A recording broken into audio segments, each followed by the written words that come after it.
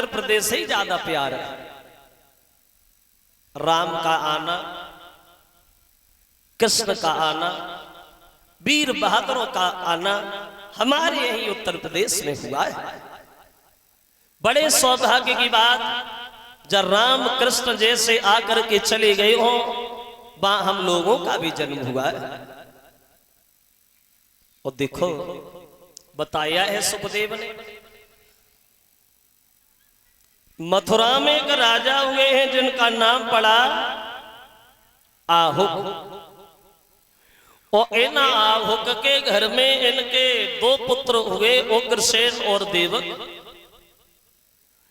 ये उग्रसेन के घर में एक इनकी पत्नी थी जिसका नाम था पवन रेखा। बहुत बड़ी पतिव्रता थी पवन रेखा, देखने में बड़ा सुंदर थी पवन रेखा।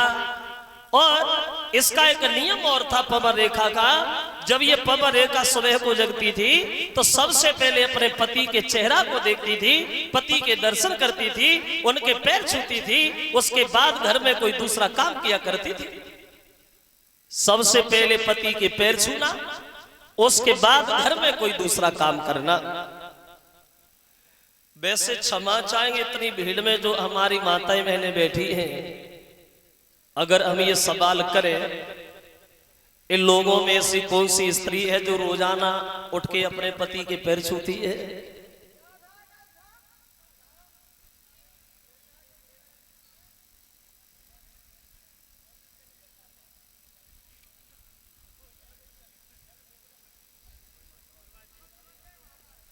चलो सभी छूती है।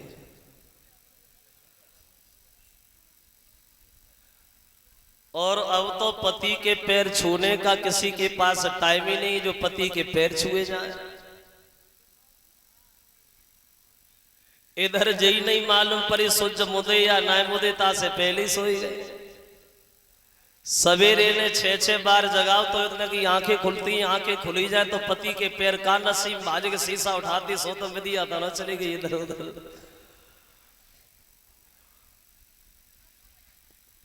तो मज रहे हम सही कह रहे।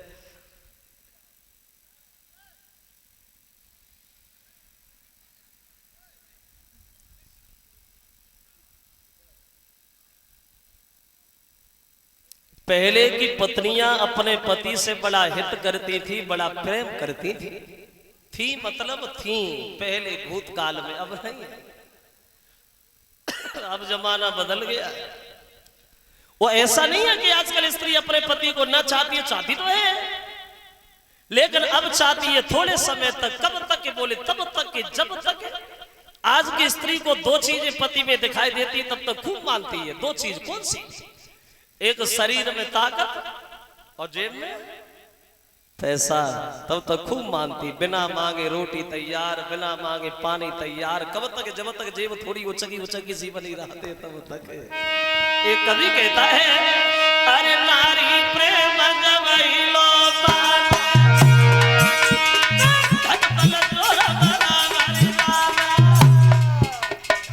वैसे क्षमा करें, ये एक घर की कहानी नहीं है, घर घर की कहानी है। देखा होगा आप लोगों ने, और ना देखा हो तो अब अजमाइश करके जरूर देखना। तुम बाहर से आ, पैसा पैदा करके ला, घरे घुसो तो अम्मा तो मुंह की तरफ देखते, बहु जेब की तरफ देखते, भर के तो ही है। संजा को पैर दबाती जाए, अपने मन की काटी जाए। देखो तुम इतने दिन बाद आए, हमारे कुंडल कब के टूटे डरे कब बनवाए रहे। फिर बहे औरत देखो,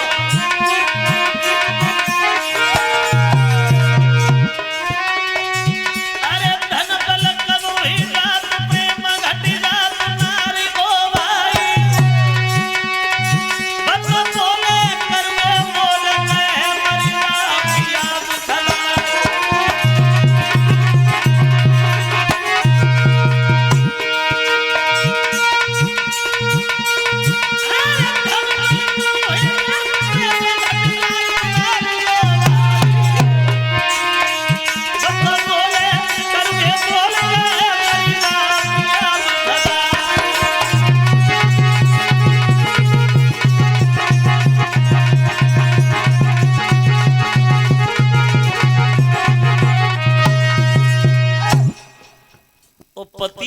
पैर छूना बहुत जरूरी है। पति के सुबह सुबह पैर छूने से बताया तो ये जाता है कि पति की आयु बढ़ती है और पति पत्नी में प्रेम भी बढ़ता है। सुबह सुबह पाए छू लो तो पूरे दिन लड़ाई ना होती। जरूरी पैर छूना। एक विद्वान तो यहां तक कल्पना करता है, एक कवि कहता है औरतों के बारे में कि तेरी सात जन्म दुख पावेगी जो पति संग भला करेगी।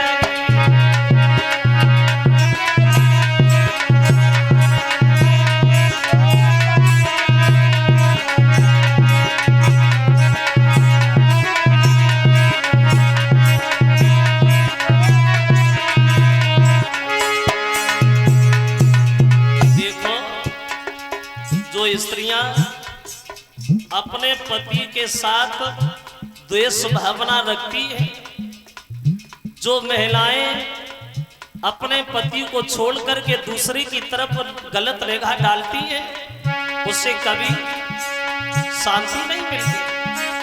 तेरी सात जन्म दुख पावेगी जो पति संग भला करेगी।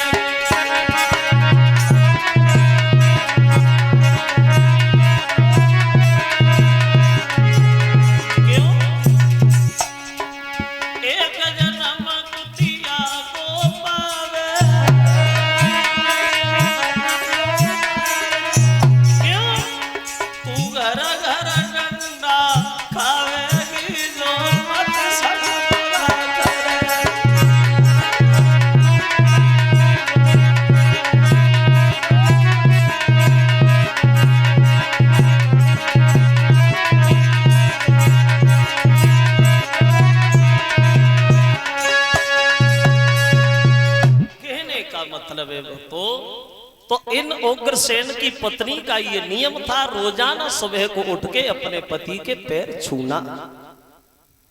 और इन्हीं उग्रसेन के घर में इनके एक पुत्र था जिसका नाम था कंस,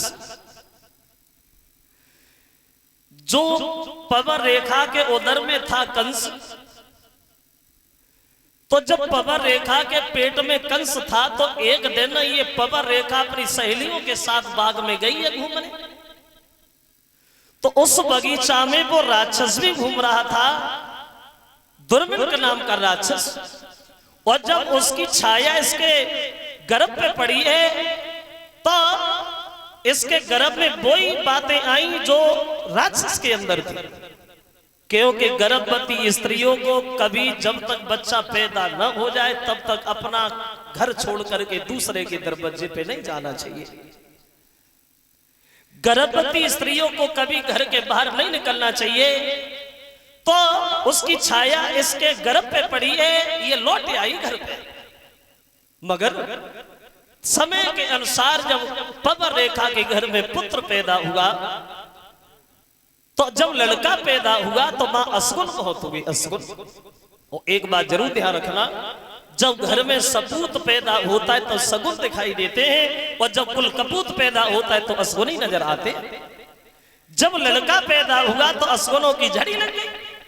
आंधी तूफान, बादल गरज रहा है, बिजली चमक रही है। जब लड़का पैदा हुआ है पवन रेखा के घर में, देखो